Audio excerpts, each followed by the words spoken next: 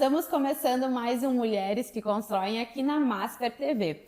E hoje vamos falar sobre empreendedorismo voltado para a saúde da mulher. E para começar esse super assunto, estou aqui com a Thaís, que é fisioterapeuta pélvica, né? E vamos falar como transformar o cuidado com a saúde íntima e sexualidade da mulher em uma empresa, em um negócio. Thaís, seja muito bem-vinda. Muito obrigada, Lu.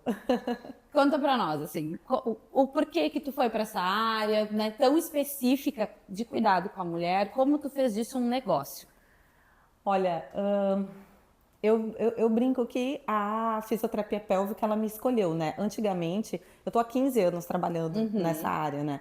E antigamente se falava em fisioterapia uroginecológica. A própria fisioterapia pélvica, graças a Deus, tem evoluído bastante, né? Na época, eu digo que ela me escolheu porque ainda durante a faculdade, o último ano das matérias que eram teóricas, nesse último ano é onde eu tive a fisioterapia uroginecológica. E nesse ano, todo mundo já sabia o que queria fazer. Todo mundo já sabia, já estava fazendo TCC, já estava encaminhando suas vidas. Eu estava ali só sabendo o que eu não queria, mas eu não sabia exatamente o que eu queria. Até o dia que eu vi a fisioterapia uroginecológica ali nas matérias onde eu ia me matricular, né, no semestre seguinte. E eu fiquei, foi amor à primeira vista, eu fiquei muito interessada. Eu fui para a biblioteca, fui buscar os livros para entender o que era aquilo. E no primeiro dia de aula, eu já fui lá para a professora e falei para ela, olha, eu quero que você seja minha orientadora do TCC. E a partir dali eu só fiz isso. Eu já comecei a minha primeira especialização no meu último ano da faculdade, junto com o meu último ano da faculdade. Porque realmente foi algo que eu me identifiquei muito. Hoje, olhando para trás, eu entendo que eu vim de uma família de mulheres, né? Lá em casa sempre fomos 4 mulheres, que independentes, né? Que sempre buscaram, sempre tiveram que lutar muito. E eu tenho minhas questões também enquanto mulher, né? Com a minha saúde íntima, né? Eu tenho endometriose, tenho síndrome do ovário policístico, já tive diversas questões que eu precisei de ajuda. E eu acho que isso tudo somou muito para eu realmente querer seguir nesse caminho. O teu pessoal, né, a tua experiência contou muito. E isso é algo muito interessante, porque ao longo agora da própria construção do programa, das entrevistas, tem esse vínculo, né? Eu mesma comecei a empreender depois de uma experiência minha, como a gente traz, principalmente acho que a mulher traz a sua experiência, né, para o seu negócio, para o que escolhe fazer na sua vida. E como isso é interessante, tu trouxe algo teu junto, claro, deu aquele match ali na faculdade com o assunto. Até porque isso também ele diz sobre o nosso propósito, né? Acho que a gente encontra o nosso propósito dentro da questão pessoal também, né? A gente empreender, a gente precisa saber o porquê que a gente quer empreender, né? Não é simplesmente eu quero empreender para poder ganhar dinheiro.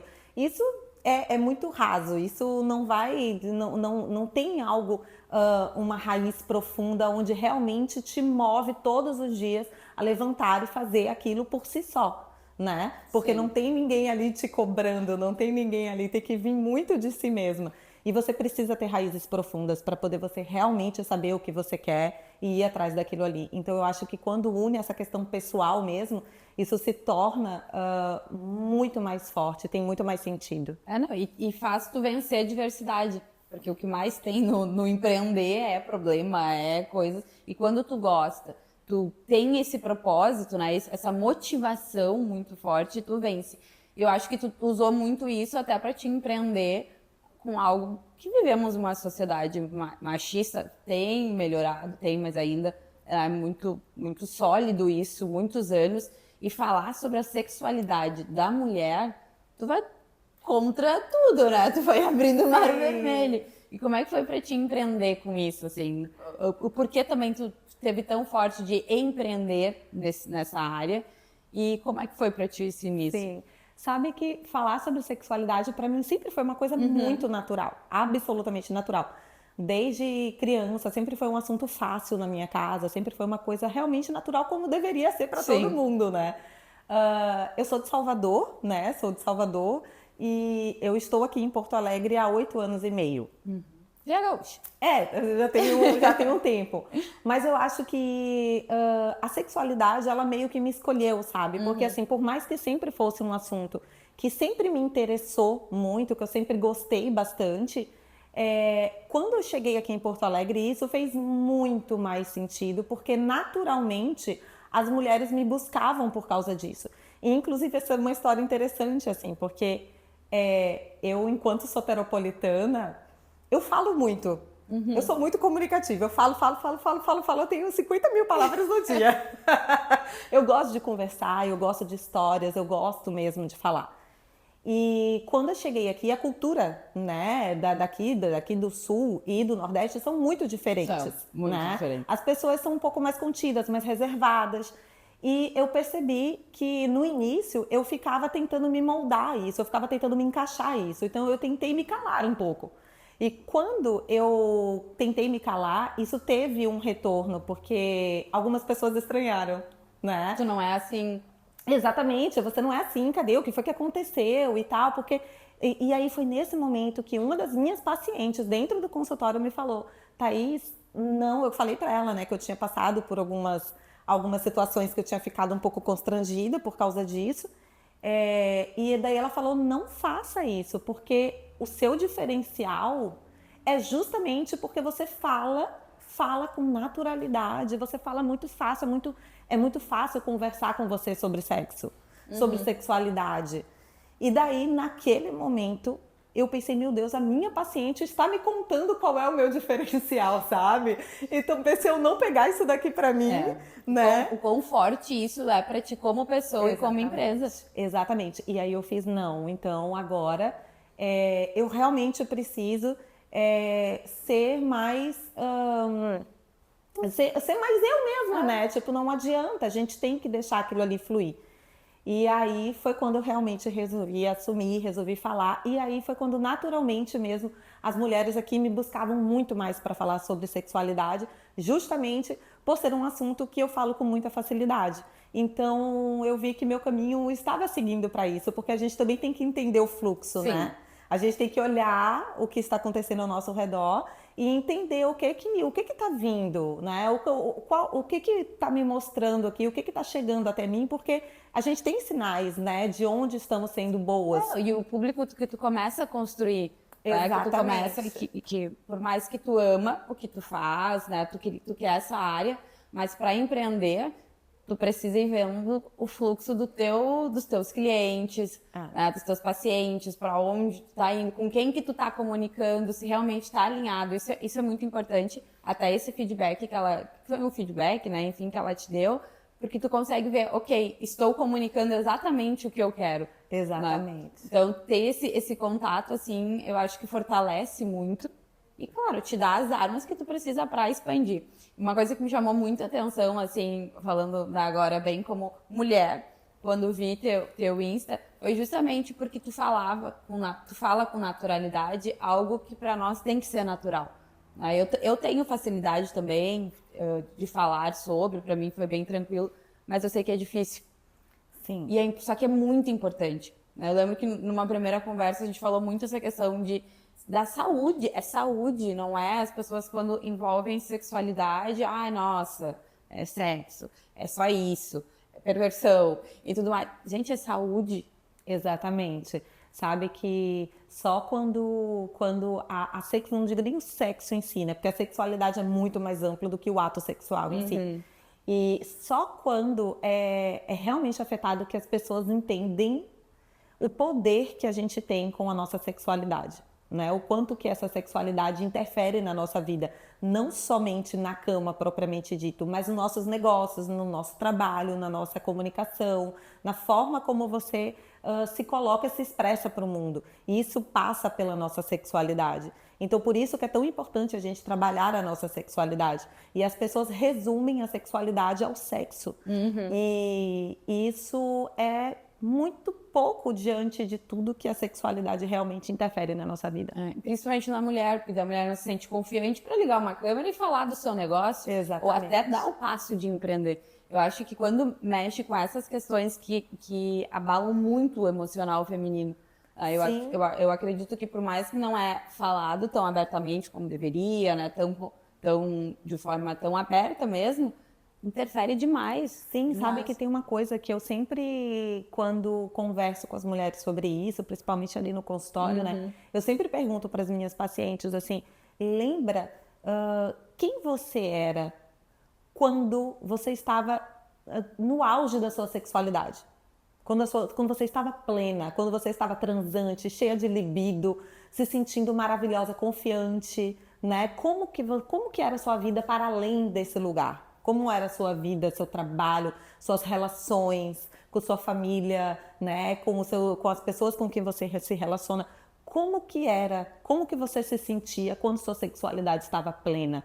E aí as pessoas começam a ter um pouco de, nossa, realmente, né? Meu Deus do céu, como que era diferente, como eu me sentia mais confiante, como eu me sentia mais bonita, como eu me cuidava mais, né? Como eu tinha mais criatividade, mais desejo, não só um desejo de ter sexo, mas o desejo de trabalhar, de criar, de viver, de aproveitar exatamente, as coisas. que é exatamente essa definição de libido segundo Freud, que é uma pulsão de vida, que é sobre o desejo de criar, o desejo de viver, e isso é sobre libido.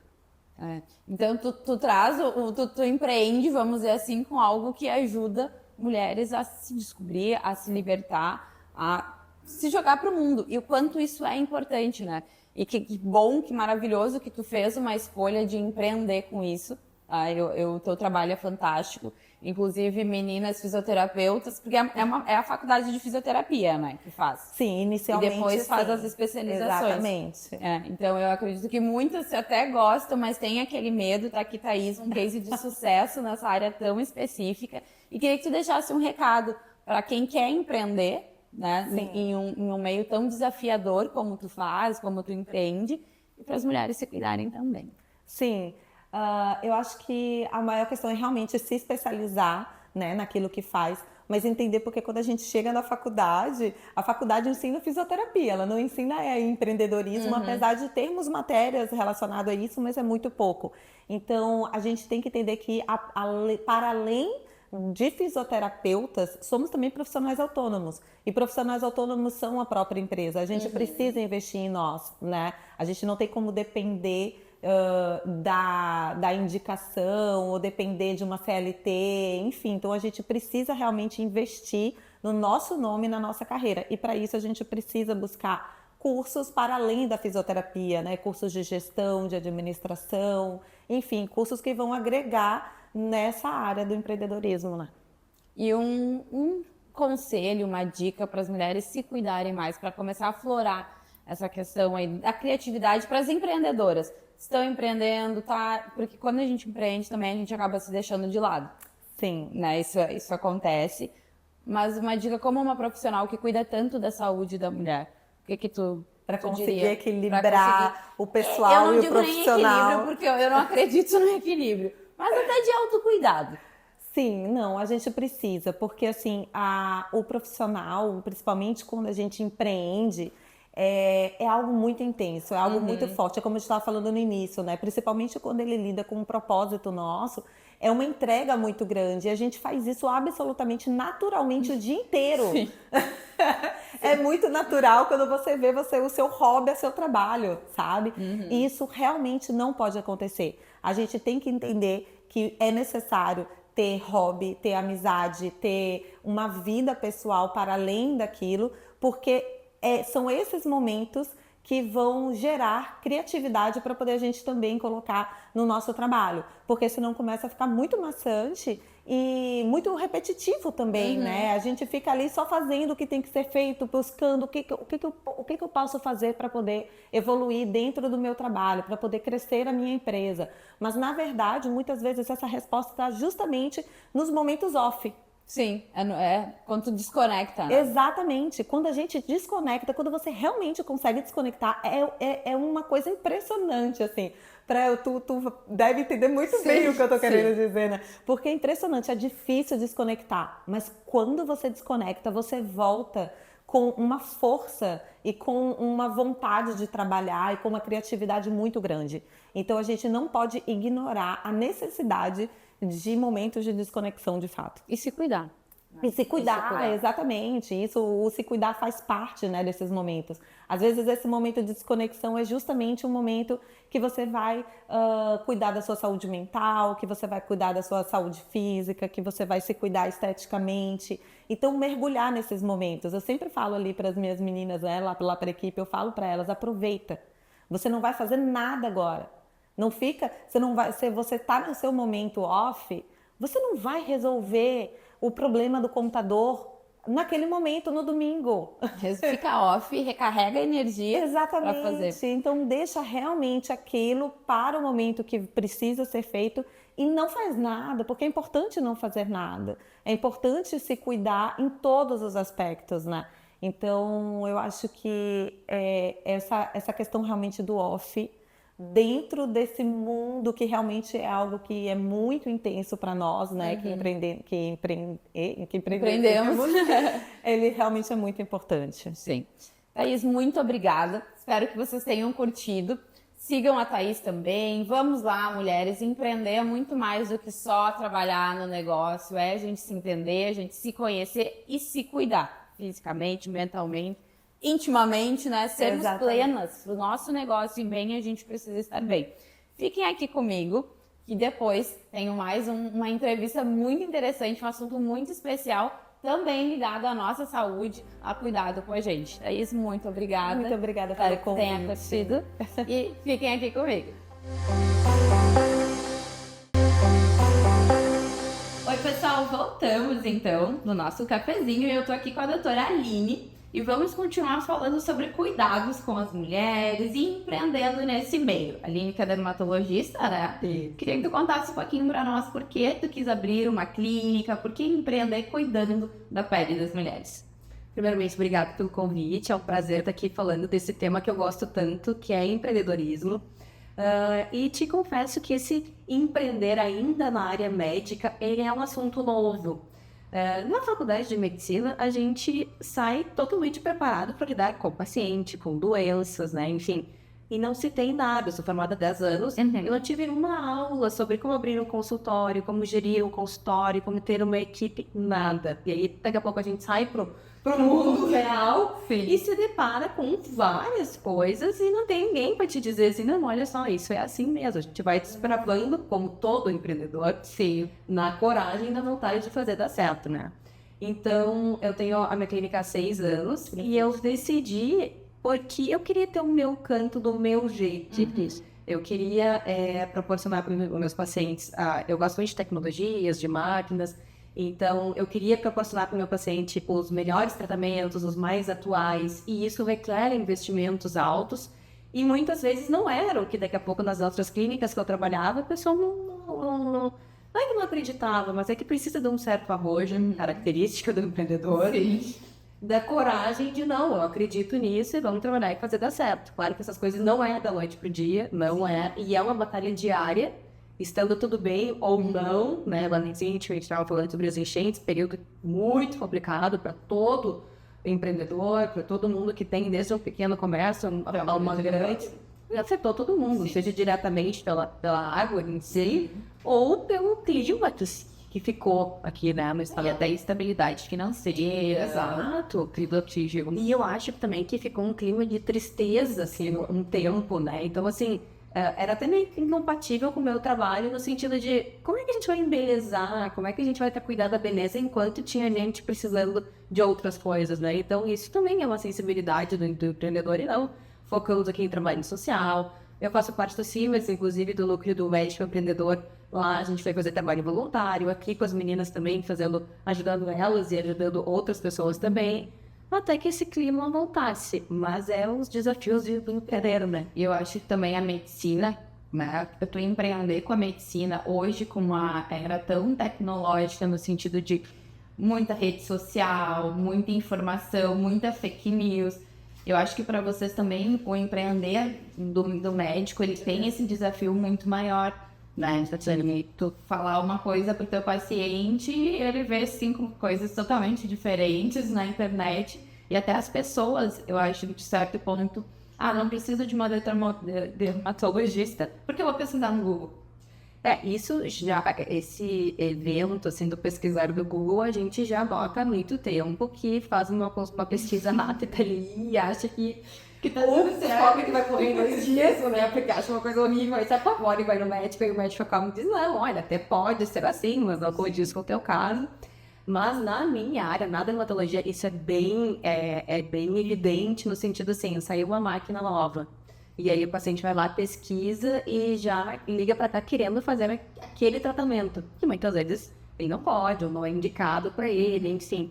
Mas tudo isso pelo avanço das pesquisas. Eu acho que eu gosto muito disso. Quando o paciente ele é entendido, quando o paciente é proativo no sentido de saber o que está acontecendo, de saber o que tem novidade, mas claro que ele que acata e respeita a indicação formal daquele tratamento. Eu acho que é um paciente mais consciente, um paciente com discernimento, um paciente mais exigente, né? Então, assim, gosto de dizer, olha, isso serve para ti, ou isso não serve por esse dado médico, assim, ou não, né? Mas isso, infelizmente, as fake news, elas existem e vão continuar existindo, mas é aquela coisa de ter o seu médico de confiança, de esclarecer, de mandar uma mensagem aqui para as gurias, mandam para mim mesmo, para esclarecer, porque isso é bem comum também. Vem no Instagram uma postagem, assim, às vezes, uma coisa revolucionária, assim, sem sentimento. Aí me manda, doutor, isso é verdade, isso funciona, isso eu vou dizer assim mesmo. Eu disse, gente, não, eu não sei nem dizer o que está acontecendo aí, se é edição, se é Photoshop, se é não sei o que, mas assim, isso não é possível. Sim, mas é interessante.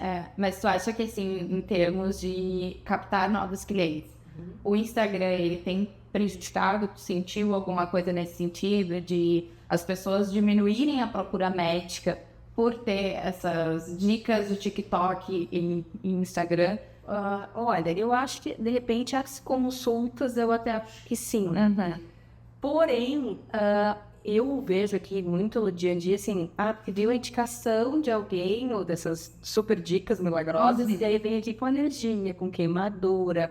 No pós, Depois que deu errado no pós. Mas é engraçado porque, assim, em seguidinho o paciente se dá conta que, pai, eu usei uma coisa e acho que não era para minha pele, e aquilo serviu de lição para não fazer mais. Sim. Isso é bem comum, assim, às vezes creme para a área dos olhos, que é mais super sensível, né? Dá queimadura, dá alergia.